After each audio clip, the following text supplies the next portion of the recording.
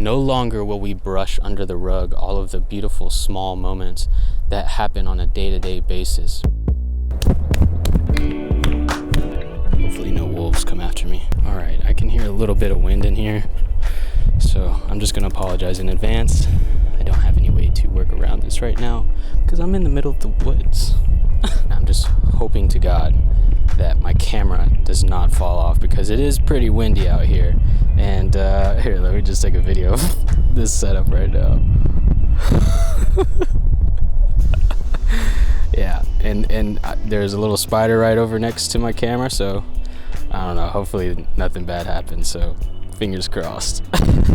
Today, I wanted to talk about something that I feel like is pretty common amongst humanity. For those people who think that time is constantly flying by, you're not alone. However, there's something really special that I want to share with you today that I believe will solve this problem for you and help things slow down a little bit. So growing up, I'd say that I had a pretty good childhood. I was born in Missouri City. I grew up in the suburbs and never really was deprived of anything. Like, we always had food, we had clothes, we were just taken care of.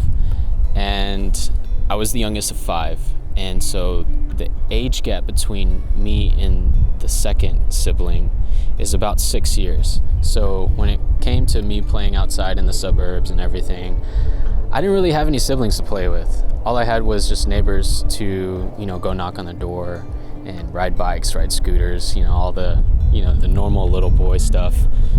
I don't know if it's necessarily normal anymore, but back then, before iPads and iPhones and all that, we were constantly outside. When I reflect on my childhood, it's really difficult for me to recall a lot of things.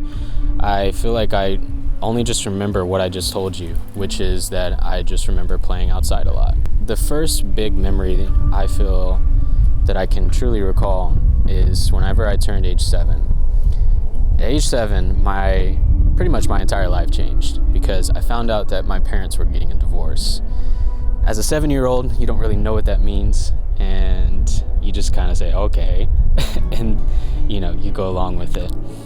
But with the transition, everything, the divorce, my mom remarrying, and moving to a whole new city, I started to deal with a lot of just back and forth drama between the parents, and it seems like my entire life was just that in school.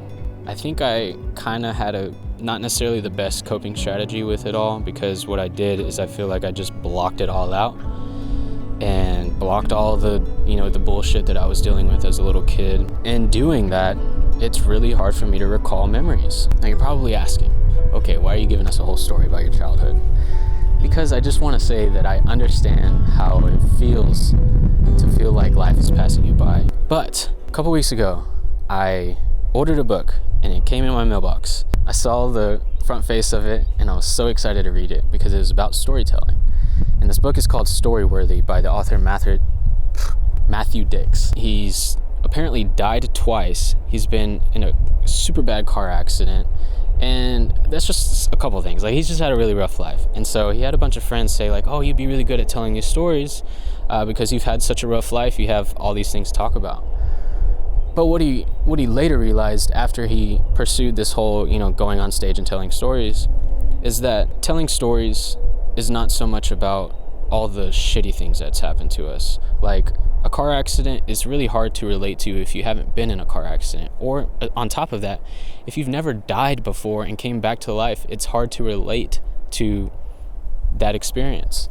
And so he took it upon himself to really dive into finding meaningful stories to tell on stage. So he coined this term called homework for life. Every single day he takes 5 minutes out of his evening and he writes down what he believes to be the most story-worthy moment of that day. And he does it every single day. And what he found was that over time, after doing this over and over and over, that little but meaningful stories stories started to arise, and he started to feel a different type of meaning towards himself and his life. So Matthew's not just an author, he's also an elementary school teacher, and he hosts a bunch of storytelling workshops as well. And he's found that even with his students, that they've had their lives changed just from doing this practice called Homework for Life. Obviously, hearing all this was a huge selling point for me, and I told myself, you know what, I'm gonna try this. For those of you that don't know, I lost my dad 7 years ago. He's a huge inspiration to me, and he's probably the main reason why I do what I do today and why I care so much about what I do today is just because I want to carry on his legacy and his purpose. So anyways, the day before I read this chapter, I was at the dog park with my girlfriend, and we were taking our dogs out on our daily walk, and that's when it hit me straight in the chest, and I realized that my dad's death anniversary was the next day. And so I told Caroline, my girlfriend, I was like, damn, tomorrow's my dad's death anniversary, and I didn't even realize it until now. As soon as I said that, I heard a truck pass by that sounded exactly like my dad's Ford F-250. And that moment, hearing that, it made me feel like my dad is, sending me a message telling me that everything is okay, you're doing fine, and I'm still here with you in spirit. And it's those little moments that I'm talking about that shouldn't be forgotten, Those are the moments that really make life feel like what it is. So after reading that chapter, Homework for Life, I decided to go ahead and take it upon myself to start my very first entry. And the very first entry was me noting how I felt my dad in that moment. And so it goes with every other beautiful moment in life. No longer will we brush under the rug all of the beautiful small moments that happen on a day-to-day basis, because we have a log of things that mean something to us, and we can pull that up on our deathbed, and if we wish to do so, and recall all of the memories, hopefully, because we've done the work and we've created these, this log of beautiful moments.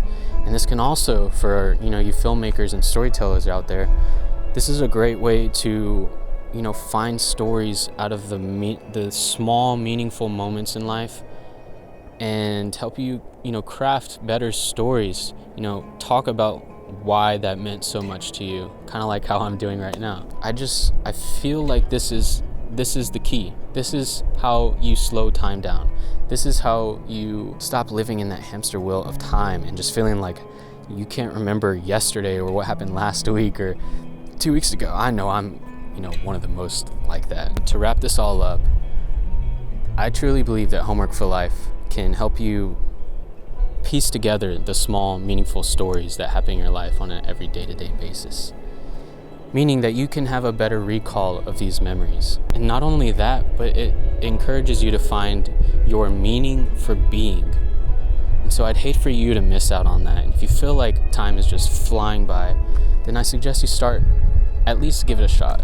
Homework for Life, it takes 5 minutes out of your day. And I've even made the process easier for you because I've already made an Excel spreadsheet template that you can take and, start off in your own journey, which is in the description, by the way, if you're interested.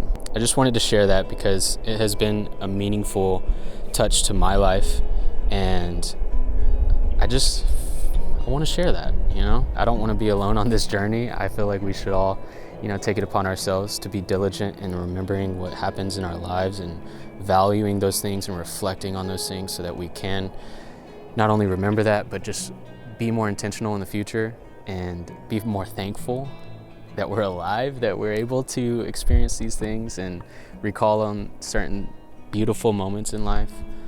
But yeah, I hope this was helpful.